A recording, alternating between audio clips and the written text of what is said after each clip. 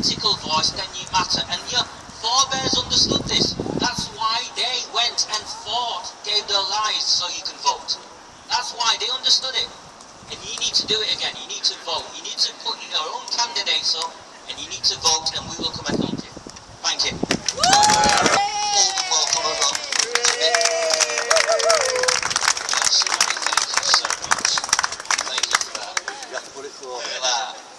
I like to walk when I talk, and I'm going to stand there and be all awkward now. I really want to walk. I want to lead. Yeah, we'll move it then. So I can do a couple of steps that way. I wish I'd worn sunscreen on my head. When I left London this morning, it was, anyway, so I'm going to get fried. So how do I follow that? Can I ask, sorry, what was the gentleman's name? Raj. So we've got, I presume, a political type that knows infinitely more than me. We've got a survivor. I'm not a survivor. I've had different battles and challenges. And we've got people in front of me that know infinitely more than I do. So how do I follow that? So I wrote this over the last week. That was fun, going down the rabbit hole of Rochdale. That was a fun. I thought I was depressed last week. Honestly, the state of it. And then I went down the rabbit hole of Telford and Oldham. And of course, for those of you that don't know Turning Point, I run the organisation with our fantastic CEO, and I've had to learn an awful lot in the last 2 years since entering into politics. We're an activist organisation, and our number one campaign at the moment is to expose the indoctrination and grooming of minors. You all heard of Drag Story UK? Yeah. What do we think of that? Horrible.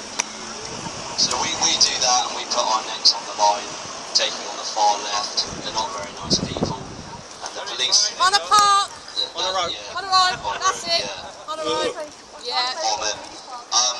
The police are alright sometimes. Bless them. Sometimes they're alright. So, how do I follow that? So, what a talk that was. So, I decided to join my local political association in January. Why?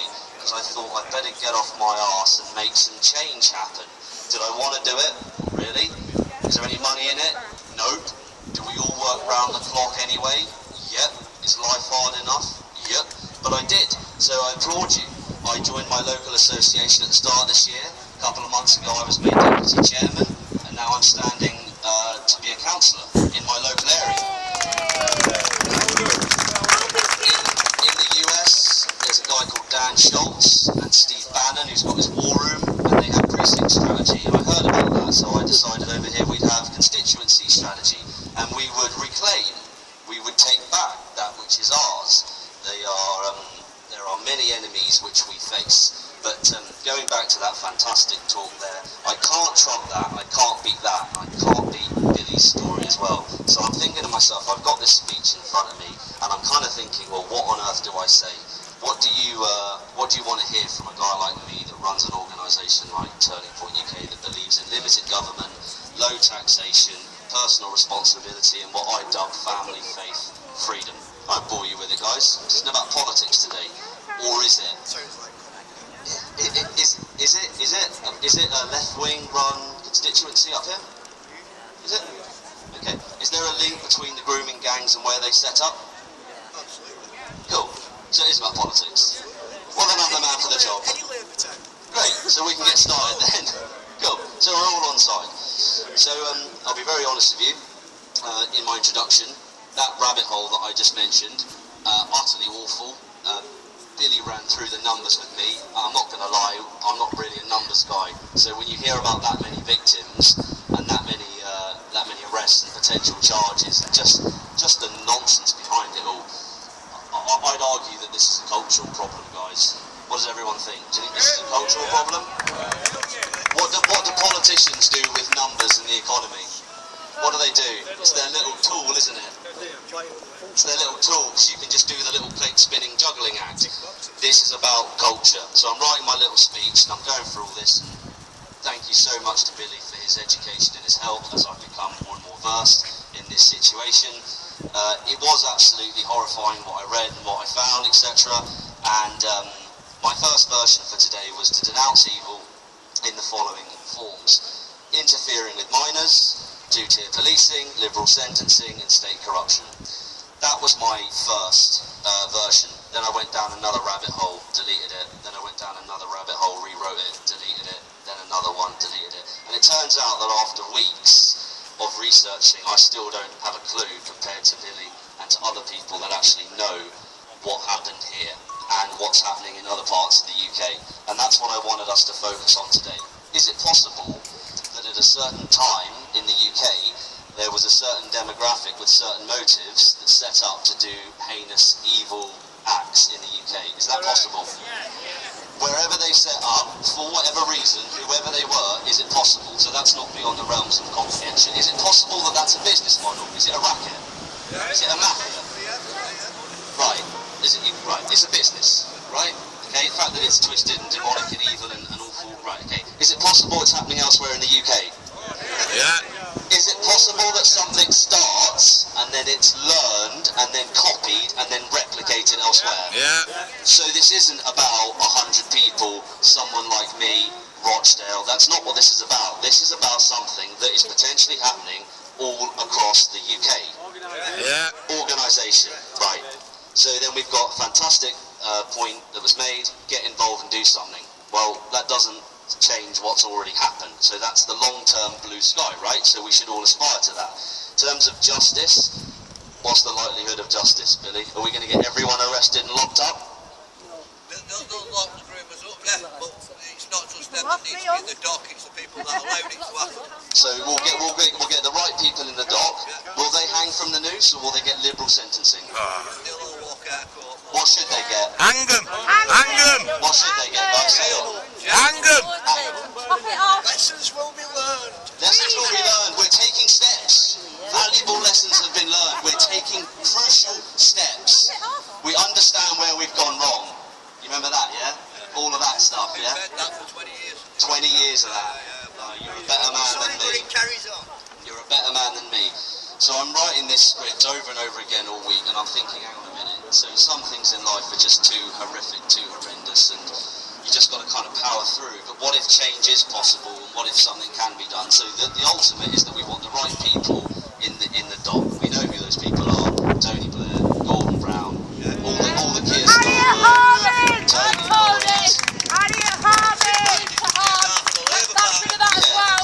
This isn't political at all. It's really not. It's not political at all. It just happens to be everyone he mentioned part of the Labour Party. They're all complicit. It's so awkward, isn't it? And that there are people in this crowd far more knowledgeable than me about that. And again, if I stand here and bash the left, it's like, okay, fine, we get it, Nick, you're right-wing conservative. Okay, fine. But this isn't about politics. And I'm rewriting this all week long, and every single time I do my research and watch something and learn something, it's politics, guys. It is. And the man's just said it, spot on. Political currency and councils and what they do and don't get away with, and backhanders and corruption. Is there anything more evil in this world than the indoctrination, abuse, or the destruction of innocence? Hiding it. Hiding it, yeah. Hiding it. Covering up. So, how about facilitation? How about enablement? How about turning the blind eye? Yeah, complicit. Exactly. Guilty of crimes against humanity. Absolutely. Save our children. Absolutely. So I'm doing all this, right? I told Billy, I said, you're going to want me to stop talking, you're going to be bored to tears. But I'm doing all this, right? And I'm trying to, who am I? I'm no one up here. I'm from down south, right? You probably all hate me for that. I'm just joking. Who's this posh Bloody savages. I'm just joking. And again, thank you so much, Billy, for inviting me. And we'll crack on now. So I want to come at this from a cultural angle. The specifics around the importance of culture. I personally have a mantra that economy should be second and culture should be first. If you don't have culture, you don't have anything. So again, the point's just been made about the importance of culture and about getting up and going and doing something, etc. Who thinks that we have a cultural problem in the UK with regard to this topic? Yeah. Is it coming away from all the bad news, because we've just done all that, and actually let's start talking solutions now? Have we got a problem with culture? Is the problem culture? Silencing within it. Right, so silencing, cancel culture. culture, intimidation, threatening, censorship, and obviously everyone's scared that you'll be branded as far right and you'll be locked up. Yeah. Which is a myth, by the way. It's not something we should concern parents, concern citizens. You might call yourself conservative one day potentially. That's not a crime, guys. As much as they try and make it out to be, that's really not a crime. But I understand that there's a lot of fear and there's a lot of hostility. It's very combative and adversarial out there at the moment. I understand that. So my question becomes this, and this is what I was thinking about. At what point do the fathers in Britain start thinking, what happens when this turns up in my town? What happens when this is on my streets? Because I hear about this where I'm from. So, sure, of course. I place a heavy emphasis on fatherhood within the home. But you're absolutely right, madam, of course. Absolutely. Families. And what... Sure, absolutely. My mantra's family, faith, freedom, but I do put a lot of onus... I do put a lot of onus and responsibility on the father. That's just my personal stance. all families. I understand what you're saying, it's actually fine. I stand by that, guys. So, imagine that we live, this is again just going back to understanding it from what I've learned. Imagine that we live in an age of mass uncontrolled, unvetted, illegal immigration, the demographic makeup being overwhelmingly young, healthy men of fighting age who come from devastatingly different cultural backgrounds, backed up by communities who don't want the negative press. Now imagine it's not a nightmare you've just woken up from, instead it's something which is here, cannot be undone, is growing, and brings with it untold horror and the most severe of consequences to our children and culture. Is that fairly accurate? Fairly accurate? Yeah, I wrote that. That's mine. Thank you. So down in history. that's the one. That's it. Okay, cool. So I mentioned about Tony Blair, Gordon Brown, Tony Lloyd, Keir Starmer, and there's a few other people as well. So we know they're going to get away with it, okay, and the point's been made about getting involved and bringing about change. But that's 5, 10, 15 years stuff. I'm not saying that it's overnight. I mean, it can be quicker than that. But the reality is we need to start addressing the head of the snake. Again, it's not political. I have to make it political. Let me ask the question. Have left-wing run councils, MPs, governments and senior law enforcement officials been discovered as being the main most directly responsible for gross, inexplicable and irretrievable, potentially the worst case of misconduct and child safeguarding breaches in the UK right here in the north of England? Yes. Is there a link there? Yeah. Correct. Nail on the head. Hell yeah. Amen. You're winning. I think everybody is saying the same thing from a different town. Yeah. So, who saw the video of the autistic girl getting arrested the other day? Yeah. How many officers were there? Disgraceful. 7? 7 or something, yeah. Why? Dragged her down the pavement. What did she say, guys? What did she say? My mum's a lesbian like my grandma. look That like woman's a my lesbian like my grandma. She got arrested, right? Public outrage, NFA gets slapped on it. So it's all intimidation. It's all Mickey Mouse. None of it's real. So it's political correctness gone absolutely crazy. Political correctness on steroids. Started in the 80s and the 90s, and now we have the liberal woke policy making, right? So if you're a patriot or a concerned citizen or question or challenge or in any way conservative, watch yourself, basically, yeah? It's all absolute nonsense. The point's already been made. It's about populism. It's about taking back control. It's about shifting the window. That's what it's about.